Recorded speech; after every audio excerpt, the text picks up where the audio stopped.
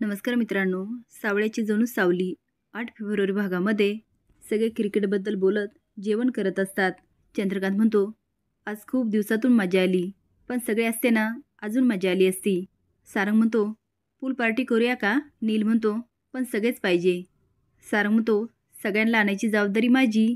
तो तिलोत्तमाकडे जातो आणि म्हणतो, आई आपण पूल पार्टी करूया का? तिलोत्तम म्हणते, अजिबात नाही. तो म्हणतो, काय हरकत आहे आई? तिलोत्तम म्हणते, सारंग तुला करायचे असेल तर कर, पण मला यामध्ये ओढू नकोस. सारंग म्हणतो, आई घरामध्ये जे काय चाललं ना त्यामुळे सगळेच टेन्शनमध्ये. आणि बघ जे काय आपल्या पुढे आहे ना ते आपल्याला निभावंच लागणार आहे. सत्य मान्यच करावं लागेल, त्याशिवाय पर्याय नाही. आणि यामुळे आपण आनंदातच राहायचं नाही का? तो एवढा छान समजवतो. आता तिलोत्तमाचा राग कमी होतो. तो म्हणतो, आई करूया का पार्टी? तिलोत्तमा स्माईल करते. त्याच्या गालावरून हात फिरवत म्हणते, कर, तुला जे करायचं ना ते कर. अरे पण फुलाची साफसफाई करावी लागेल. सारंग म्हणतो, ती झाली सुरू, ते बघ खिडकीतून. तिलोत्तमा त्याचा कान पकडत म्हणते, अच्छा तू सगळी तयारी केली आणि मग मला विचारायला आलास? आता ती कौतुकाने हसायला लागते. पूल पार्टीसाठी सगळेच गोळा होतात. सावली आणि सकुताई खाण्याचं बघत असतात. सोम आणि बबलू बॅडमिंटन खेळत असतात. सोम कसा निकामा हे साबित करण्यासाठी राजकुमार म्हणतो, आई याने काहीतरी प्रोजेक्ट आणलं होतं. तिलोत्तम म्हणते, हो ना, काय ते म्हणे फिल्ममध्ये जायचं. राजकुमार हसत म्हणतो, हा, आणि फिल्ममध्ये तुला वाटतं का याच्याकडे बघून काय त्याचं प्रोजेक्ट? त्याचा विचारही करू शकत नाही. नील म्हणतो, काय हरकत आहे, त्याला आवडत असेल तर करू द्या. सारंग म्हणतो, विचार तरी करा त्यावर. आता दोघं समजावत असतात आणि राजकुमार मुरक्या मारतो. तिलोत्तम म्हणते, ठीक आहे, आपण यावर करूया विचार. सोम बबलूकडे बघतो. त्याला तारा दिसते. तो म्हणतो, तारा आता तुझी आठवण काढली आणि तू आलीस. तो आता ताराचा हात पकडतो आणि डान्स करायला लागतो. हे सगळेच बघत असतात. तो ताराच्या जरा जास्तच जवळ जायला लागतो आणि बबलू त्याला ढकलतो. सोम पूलमध्ये पडायला लागतो. तेवढे तो बबलूचा हात पकडतो, पण दोघांचाही तोल जातो आणि दोघंही पूलमध्ये पडतात. पहिले तर सगळेच घाबरतात, पण नंतर हसायला लागतात. राजकुमार म्हणतो, आई यावर विश्वास ठेवायचा? तिलोत्तम म्हणते, आजकालच्या जनरेशनवर माझा अजिबात विश्वास नाही. अमृता जाते आणि म्हणते, सावली हे कसं भाजायचं माहिती आहे का? आज थोडी धीमी करायची आणि त्यावर भाजत राहायचं. तेवढ्यात अमृताला आवाज देतात. ती निघून जाते. सावली तारीकडे बघत राहते. तिथून सारंग चाललेला असतो. तो जवळ येऊन म्हणतो, सावली काय झालं? ती म्हणते, सारंग सर अमृतवहिनीने सांगितलं, पण मला काहीच कळालं नाही, हे कसं भाजायचं?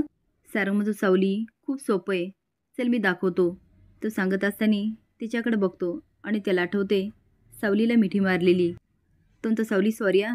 सावली म्हणते, का? तो म्हणतो, ते नाही का तुला मिठी मारली, तू गैरसमज करून घेऊ नकोस हा.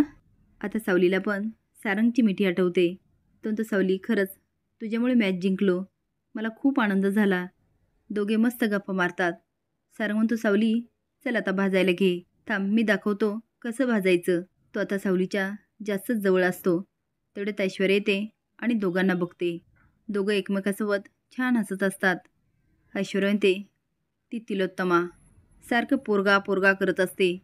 तिचा स्वतःच्या पोरावर जरा जास्तच विश्वास आहे, पण इथे हे जरा जास्तच जवळ आलेत. कधी यांना बाळ होईल ना सांगता येत नाही, आणि माझ्या सगळ्याच प्लॅनवर पाणी फिरेल. एकदा की सावली प्रेग्नंट कळाली तर ती तिलोत्तमा तिला डोक्यावर घेईल. ह्या घराची सगळी सत्ता ह्या सावलीच्या हातात जाईल. त्या तिलोत्तमाला सांगते तर ती ऐकतच नाही. पुन्हा सगळेच गोळा होतात.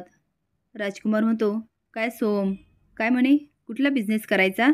तेवढेच सावली येते. राजकुमार म्हणतो, मी काय म्हणतो आई, घरामध्ये एवढ्या आश्रितांना सहारा दिला, ते घरामध्ये राहू शकतात तर सोम बिझनेस करूच शकतो. हे ऐकून अमृताला खूप वाईट वाटतं. राजकुमारचं कुच्चित बोलणं सगळ्यांनाच कळतं. सारंग म्हणतो, सोम तू कर बिझनेस, तू छान बिझनेस करशील. आणि मी काय म्हणतो आई, सोमला सावली मदत करेल. नाही म्हणजे ती ताराची असिस्टंट होती ना, तिला सगळंच माहिती आहे. आता राजकुमारची चांगलीच जिरते. तिलोत्तमा म्हणते, सारंग ही मुलगी. सारंग म्हणतो, काय हरकत आहे? तिलोत्तमा डोक्याला हात लावत म्हणते, ठीक आहे, करा जे करायचं ते. सावलीला सखदेवचा फोन येतो. ती म्हणते, विठ्ठला कसा फोन उचलू, काय म्हणत असतील आई बाबा. ती आता फोन उचलते. सखदेव म्हणतो, साऊ कुणाला काहीही माहीत नाही, अगं आईबाबांना बोलायचं म्हणून फोन केला. आता सावली आनंदात बोलते. ऐश्वर्याला सारखे सारंग आणि सावली आठवत असतात. ती म्हणते, सावलीला बाळ झालं तर? तेवढ्यात नील येतो आणि म्हणतो, ऐश्वर्या एवढी काय शांत आहे? ती म्हणते, सावली. तो म्हणतो, अच्छा तू अजूनही तोच विचार करते का? ऐश्वर्या ते दोघंजणं जरा जास्तच जवळ येत आहेत. नील म्हणतो, मग काय हरकत आहे? तुझं मॉमवर एवढं प्रेम आहे, मग मॉमला सावलीकडून एखादं बाळ मिळालं तर तू विचार कर ना, ती किती खुश होईल. मी काय म्हणतो, तू पण बाळ होऊ दे ना. ऐश्वर्या माझं करिअर आहे, माझी फिगर माझ्यासाठी खूप महत्त्वाची आहे आणि मी कॉम्प्रोमाइज करू शकत नाही. तो बोलायला लागतो. ते हात करून थांबवते आणि झोपून घेते. पण तिला पाळणा आठवतो आणि डोळ्यात पाणी असतं. सावली दार लावते आणि हळूच घराबाहेर पडते. वरून सारंग बघत असतो आणि म्हणतो, ही सावली कुठे चालली? सावली इकडे तिकडे बघते आणि पळ काढते. असेच नवीन अपडेट जाण्यासाठी लाईक आणि सबस्क्राईब करा. धन्यवाद.